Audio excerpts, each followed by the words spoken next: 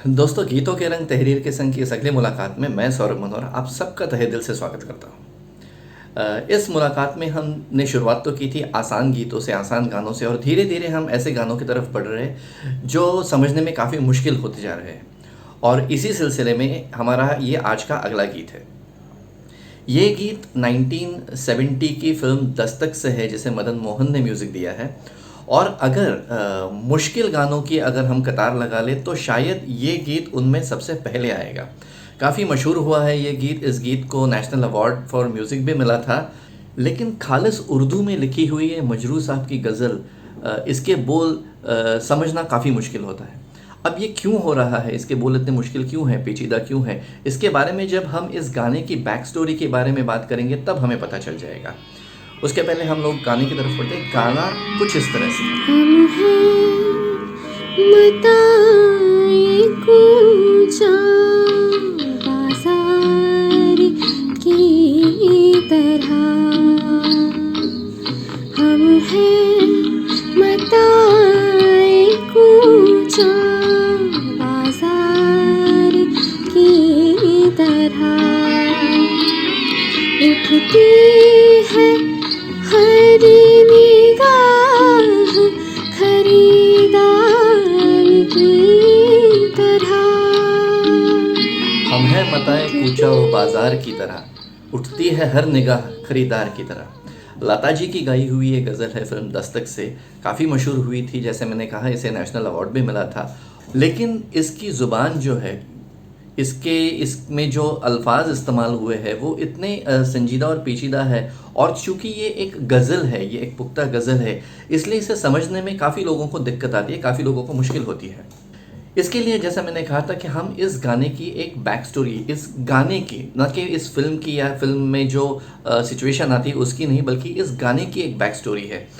ज़्यादातर हमारे मुलाकातों में हम गानों के बैक स्टोरीज़ के बारे में बात नहीं करते, लेकिन इस गाने के बारे में जो वाक़यात है उसे समझे बगैर हमें इस गाने का मतलब, इसकी सिचुएशन, इसकी प्लेसिंग, इनके बारे में समझना काफ़ी मुश्किल हो जाएगा। तो ये दस्तक जो फ़िल्म है, इसके निर्देशक है राजेंद्र सिंह बेदी साहब, जिन्होंने 1970 में ये फ़िल्म दिग्दर्शित की थी। और ये मजरू साहब के काफ़ी अच्छे दोस्त थे।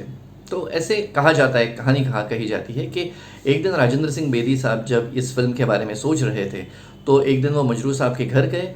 और मजरू साहब शायद कुछ काम में उलझे हुए थे, तैयार हो रहे थे, तो उन्होंने कहा आप ज़रा बैठिए, मैं तैयार होके आता हूँ। उस वक्त राजेंद्र सिंह बेदी साहब ने जो वहाँ पे मजरू साहब की गज़ल की किताब पढ़ी थी, उस गज़ल की किताब को खोल के उन्होंने गज़लें पढ़ना शुरू कर दिया।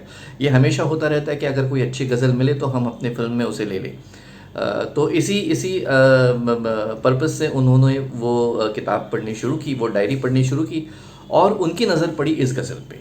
इस गज़ल का जो पहला शेर है, हम हैं मताए कूचा व बाज़ार की तरह, उठती है हर निगाह खरीदार की तरह, वो एक शेर राजेंद्र सिंह बेदी साहब के दिल को कुछ इस तरह से छू गया कि जैसे ही मजरू साहब बाहर आ गए, राजेंद्र सिंह बेदी साहब ने कहा कि ये गज़ल आप मुझे दे दो। क्योंकि इस गज़ल में ये जो पहला शेर है, ये समझो मेरे दिल की कहानी है। सिर्फ मेरे दिल की कहानी नहीं, इस फिल्म इंडस्ट्री में स्ट्रगल करने वाले एक असली कलाकार की ज़ुबानी है ये। तो आप ये शेर मुझे दे दो, आप ये गज़ल मुझे दे दो, मैं अपने फिल्म की ये एक सेंट्रल थीम, एक सेंट्रल गज़ल करके इसका इस्तेमाल करूँगा। तो मजरू साहब, एक बात आपको बता दूं, मजरू साहब काफ़ी खालिस उर्दू में गज़लें लिखते हैं। अगर आप मजरू साहब के गाने देखेंगे हिंदी फिल्म में, तो वो काफ़ी आसान ज़ुबान में होते हैं। उन्होंने तो CAT, कैट, कैट मने बिल्ली, ऐसे भी गाने लिखे हैं। लेकिन जो उनके गैर फिल्मी गज़लें हैं, जो प्राइवेट गज़लें हैं, वो काफ़ी खालिस उर्दू में लिखी हुई है और समझना थोड़ा सा उसे मुश्किल हो जाता है। तो मजरू साहब को ये पता था कि एक गज़ल जब होती है तो उसे कैसे लिखा जाता है, लेकिन जब वो फिल्म में आती है, लोगों के सामने बयां होती है, तो उसका रूप थोड़ा बदलना पड़ता है, उसकी ज़ुबान थोड़ी आसान करनी पड़ती है। तो मजरू साहब ने राजेंद्र सिंह बेदी साहब से कहा कि अगर आप कहें तो मैं इसको थोड़ी आसान ज़ुबान में फिर से रीराइट करता हूँ, ताकि आप आपके फिल्म में उसे इस्तेमाल कर सकें। तो राजेंद्र सिंह बेदी साहब ने कहा कि नहीं मजरू साहब, इन लफ्ज़ों ने, इन अल्फाजों ने मुझे रुलाया है, मैं इनको बदलूंगा नहीं, चाहे जितनी खालिस उर्दू हो, गज़ल तो यही रहेगी, मेरे फिल्म में आएगी। और इस तरह से ये इतनी कॉम्प्लिकेटेड या फिर इतनी समझने में मुश्किल एक गज़ल है जो मजरू साहब की, वो राजेंद्र सिंह बेदी साहब ने अपने फिल्म दस्तक में उसे शामिल कर लिया। इस फिल्म की जो कहानी है उस कहानी को पूरा का पूरा दर्शाने वाली ये गज़ल बन गई। मदन मोहन साहब की धुन भी क्या लाजवाब थी कि इस गाने को नेशनल अवार्ड मिला और लता जी ने कितनी खूबसूरत तरीके से इसे गाया है। लेकिन जैसा मैं कहता हूँ, बहुत बार कहता हूँ कि इसकी धुन इतनी खूबसूरत है, इसकी गायकी इतनी खूबसूरत है कि हम जब ये गाना सुनते हैं, जब ये गज़ल सुनते हैं तो हम इसी में उलझे रहते हैं, इस धुन में उलझे रहते हैं और लफ्ज़ों की तरफ, शायरी की तरफ हमारा ध्यान नहीं जाता।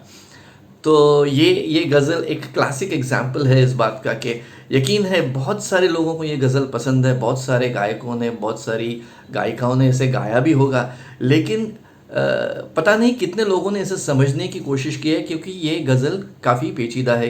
इसमें काफ़ी कॉम्प्लिकेटेड उर्दू लफ्ज़ों का और स्ट्रक्चर का इस्तेमाल किया है। तो चलिए इस गज़ल के बारे में हम बात करते हैं। सबसे पहली बात इसमें यह है, आपको ये देखना पड़ेगा कि ये जो गज़ल है, जो फिल्म में गज़ल आती है उसके सिर्फ 3 शेर हैं, लेकिन जो ओरिजिनल मजरू साहब की गज़ल है उसमें 7 शेर हैं। और ये पुख्ता गज़ल, ये एक प्रॉपर स्ट्रक्चर्ड गज़ल है। गज़ल पोइट्री का एक ऐसा स्ट्रक्चर होता है, एक ऐसा फॉर्मेट होता है जो शेरों से बनता है। तो जब आप कहते हैं कि ये गज़ल है तो इसका मतलब है कि इस गीत में, इस कविता में शेर है, अलग अलग शेर है। हर शेर 2 पंक्तियों का होता है और उसमें काफ़िया और रदीफ मैच करना पड़ता है। गज़ल के बारे में डिटेल से हम शायद एक और मुलाकात करेंगे।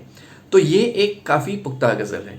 इसका जो पहला शेर है, जिसे गज़ल की ज़ुबान में मतला कहते हैं, तो उसका ये जो मतला है वो राजेंद्र सिंह बेदी साहब ने कायम रखा था और उसका एक बीच का एक शेर ले लिया है। और जो मक्ता है, मतलब जो गज़ल का आखिरी शेर होता है, जिसमें कई बार शायर अपना नाम लिख लेता है, उस शेर में वो नाम इस्तेमाल होता है ताकि लोगों को ये पता चले कि ये गज़ल इस शेर की है। इसको मक्ता कहते हैं। आखिरी शेर होता है बहुत बार ये गज़ल का, जिसमें शायर का नाम आता है। तो आप देखेंगे कि अगर आप बाकी लोगों की गज़लें सुने जो फिल्म के लिए लिखी हुई होती है, उनमें आपको मक्ता ज़्यादा दिखाई नहीं देगा। कहीं आपको साहिर साहब का नाम या फिर मजरू साहब का नाम मक्ते में दिखाई नहीं देता।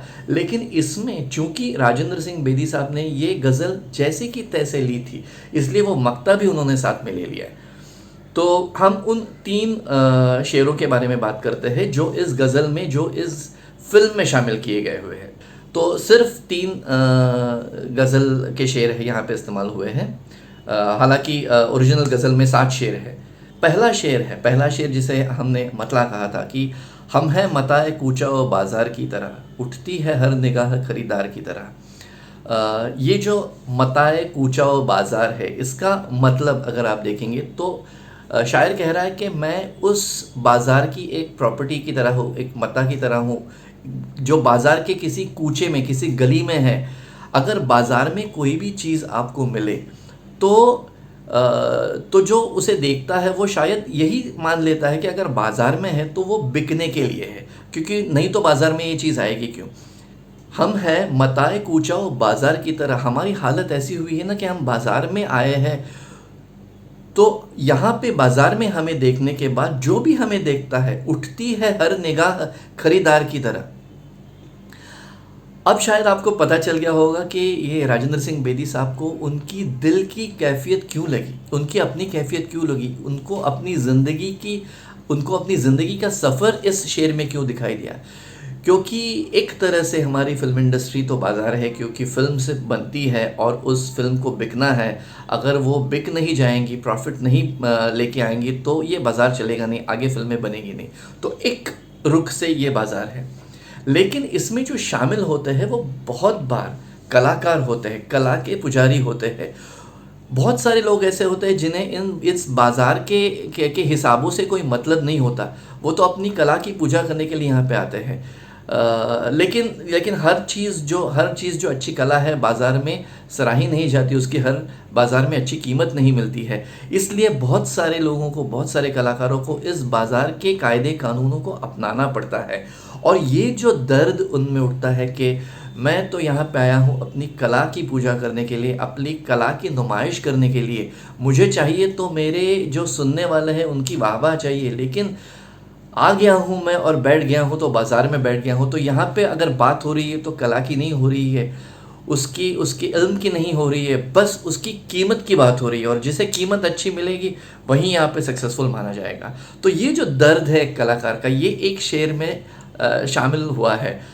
हम हैं मताए कूचा व बाज़ार की तरह, उठती है हर निगाह खरीदार की तरह। दूसरी एक बात इसी मोड़ पे आपको बता दूं कि ये जो गज़ल है वो एक गैर मुसलसल गज़ल है, यानी कि जब गज़ल में 5, 6, 7 शेर शामिल होते हैं, इन शेरों की मिलके एक गज़ल बनती है, तो उसका एक नियम होता है, कानून होता है कि ज़रूरी नहीं कि सारे के सारे शेर एक ही ख्याल के बारे में हो या फिर एक ही थीम के बारे में हो सकता है कई गज़लें ऐसे भी है कि जो पहला शेर है वो रोमांटिक है, दूसरा शेर है वो खुदा से बंदगी के बारे में है, और तीसरा शेर है वो समाज की किसी बुराई को दर्शाने वाला है।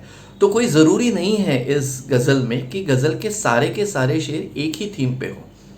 जब गज़ल के सारे शेर एक ही थीम पे होते हैं तो उसे मुसलसल गज़ल कहते हैं, और जब शेर अलग अलग थीम्स पे हो जाते हैं तो उसे गैर मुसलसल गज़ल कहते हैं। अब इसी गज़ल के हम 3 शेर देखेंगे। पहला शेर जो है वो ज़िंदगी का एक फ़लसफ़ा, एक कलाकार की ज़िंदगी में जो मोड़ आता है उसके बारे में बयां किया गया हुआ है। लेकिन अगर आप दूसरा शेर सुनेंगे तो उसका थीम कुछ अलग है, उसमें से झलकने वाले जज्बात कुछ अलग है। तीसरे शेर में शायद और अलग रहेंगे।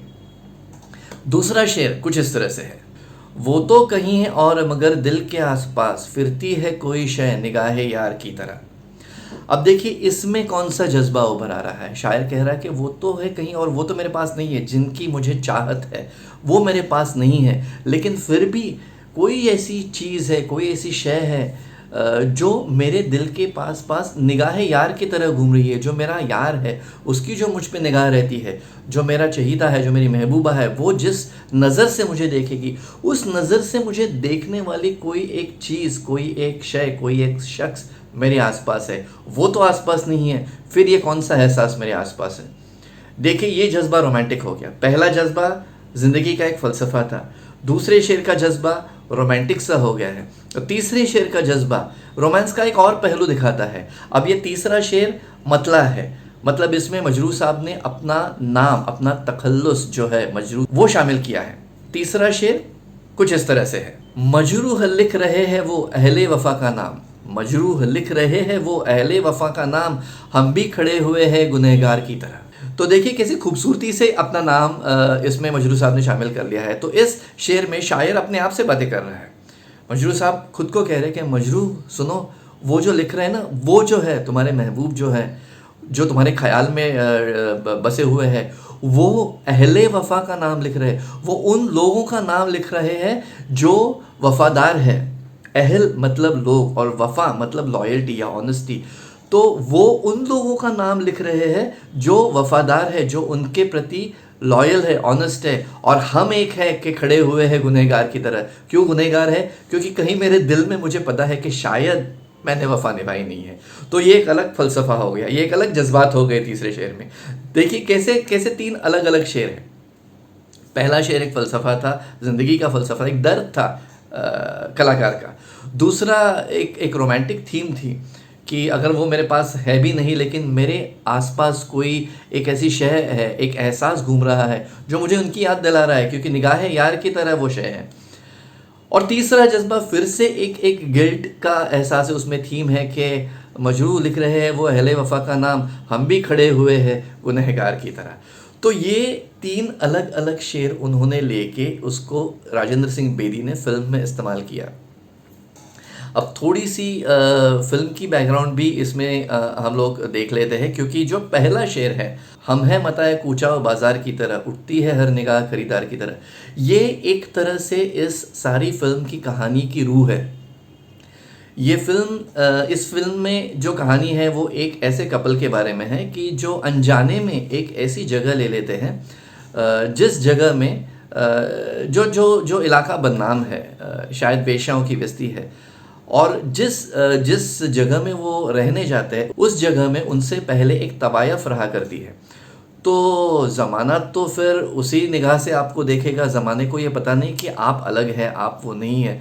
तो ज़माने को आदत है, लोगों को आदत है कि वहाँ पे आने की और उस तवायफ का गाना सुनने की। और इत्तफाकन ये जो कपल है उसमें से जो औरत है, जो बीवी है, वो गाने की शौकीन है, वो तवायफ नहीं है। देखिए अब आपको ये पहला शेर समझ में आ जाएगा। वो तवायफ नहीं है, वो कोठे पे नहीं गाती, लेकिन उसे, वो कलाकार है, उसे गाने का शौक़ है। तो अगर वो गुनगुनाती भी है, कोई गाना गुनगुनाती भी है, अपने लिए गुनगुनाती है, तो लोगों को लगता है कि यह बाज़ार में बैठी एक औरत है जो गाना गा रही है, और लोग उसी नज़र से उसे देखते हैं। ये कोई नहीं समझता कि वो कलाकार है। लोग यही मानते हैं कि अगर वो एक गलत इलाके में बैठी है तो फिर शायद उसका प्रोफेशन भी शायद गलत होगा। तो जैसे ना कि पहले शेर में कहा है कि अगर आप बाज़ार में बैठेंगे तो हर निगाह जो आपके पास आएगी वो बस ख़रीदार की तरह आएगी। अगर चाहे आप कलाकार भी हो, आपका दिल कलाकार का भी हो, लेकिन आपको उस नज़र से देखा नहीं जाएगा। तो ये पूरा सिलसिला मैच हो गया। जो बैक स्टोरी है इस फिल्म की, सच है या नहीं है मैं नहीं जानता, लेकिन इस बैक स्टोरी से हमें इस फिल्म के और इस शेर के बारे में सब कुछ पता चल जाता है। फिल्म की जो कहानी है उसमें भी यही बात दोहराई गई है। और जो गाना है, इतना खूबसूरत सा गाना लता जी ने गाया है, मदन मोहन की धुन है, उसमें से भी यही बात आगे निकल के आती है।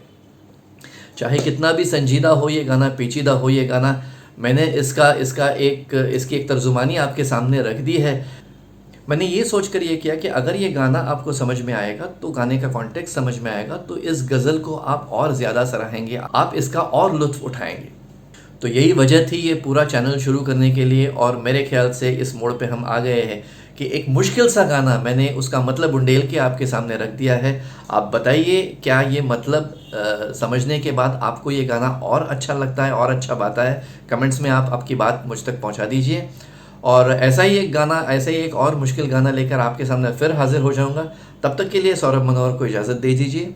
फिर से वही बात दोहराऊंगा कि अगर आपको ये गाने पसंद हैं, ये मुलाकातें पसंद हैं, तो इसको अपने दोस्तों में फैला दीजिए, ताकि मैं अपनी बातें, अपनी मुलाकातें ज़्यादा से ज़्यादा लोगों तक ले जा सकूं।